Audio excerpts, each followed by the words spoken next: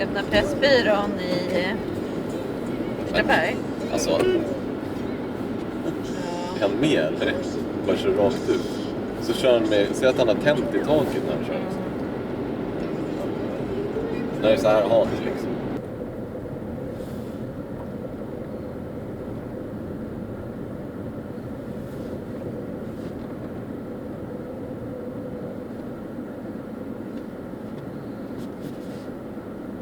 Kör då! Så. Jävlar.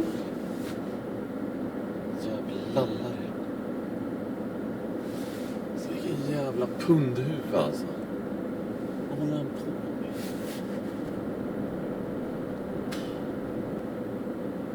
Du kan åtminstone flytta på dig. Jävla idiot alltså.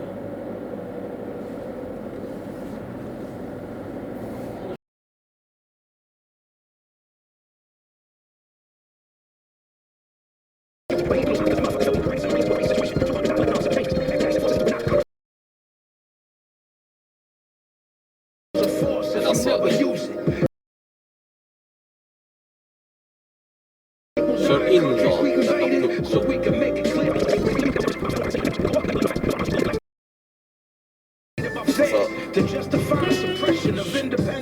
Backa upp och kör in. Släpp förbi mig. Backa upp, kör in. Gud, man är helt tappad alltså.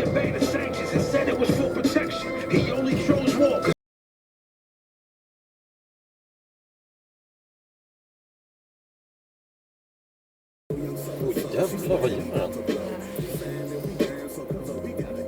Fighter to say that, it takes so much. I mean, we rarely see those comments pop up. Nobody's scared, right, in the MMA world.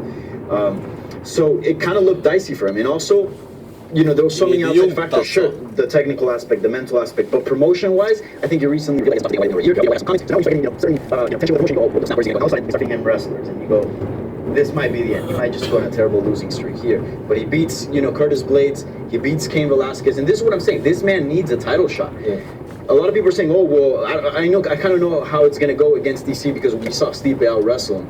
Well, did Cain out wrestle him? No. Did Curtis Blades out wrestle him? And that's part of it. Like the fact that. Now this next one against Daniel Jacobs should be significantly better. Okay, great. But here's my point about DAZN and about Bellator. It's not just about Bellator, but more about DAZN generally. You're saying you're getting a premium fight, and to a degree, you can't guarantee what's going to happen in a fight. Some fights on paper, and Daily MVP checked all the boxes on paper. They can't all be entertaining. Okay, I get it. But you're asking me to pay a challenge. That was, you're asking in this fight. No, that should have been clear a long time ago.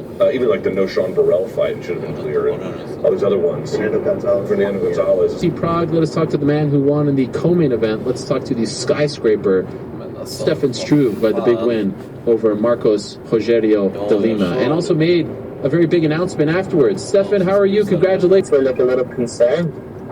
They were like, why are you so like relaxed? Do you know what I mean? I was just having a giggle at the back, and enjoying myself, and I enjoyed every moment of it. And I went out there calm, relaxed, focused, and I did exactly what I set out to do. Do you think that you weren't nervous because, you know, the weight being To be nervous, I've no need for that fear. Win, lose, draw, I'm doing something I love. Do you know what I mean? And I just keep reminding myself that I'm like... You're a part of it, you're the main event this time, but what was it like just being sort of around it 5 years ago, almost, and now just being the Jimmy Show? Everyone's there for you, almost. Popped it and handed it straight to my mother, and they had a good night.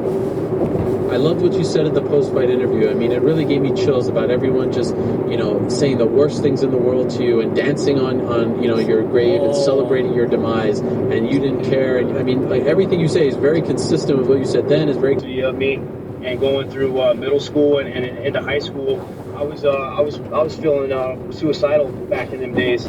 You know, I never attempted suicide. This is a much more mature John Jones, and you know, I expect no trouble. Phoenix, refreshingly quiet or scary quiet? Refreshing for me. I find it a relief. I like to focus on specific things when I watch a fight, especially with two exciting people like John and Anthony.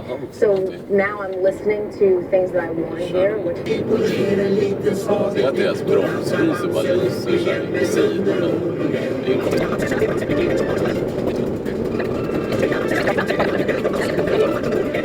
Kan du lägga in den filen?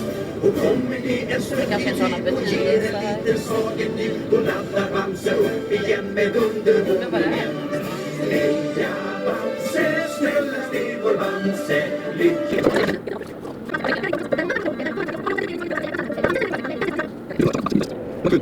Fåglarna kvittrade. Lille Skutt låg i gräset och mumsade på en motbot. Sedan han tittade på hur Skalman spelade schack med sig själv. Vad fan gör de för Skalman spelar aldrig med någon annan. Jo, en gång. Vad är det nu? Är det Alfons eller?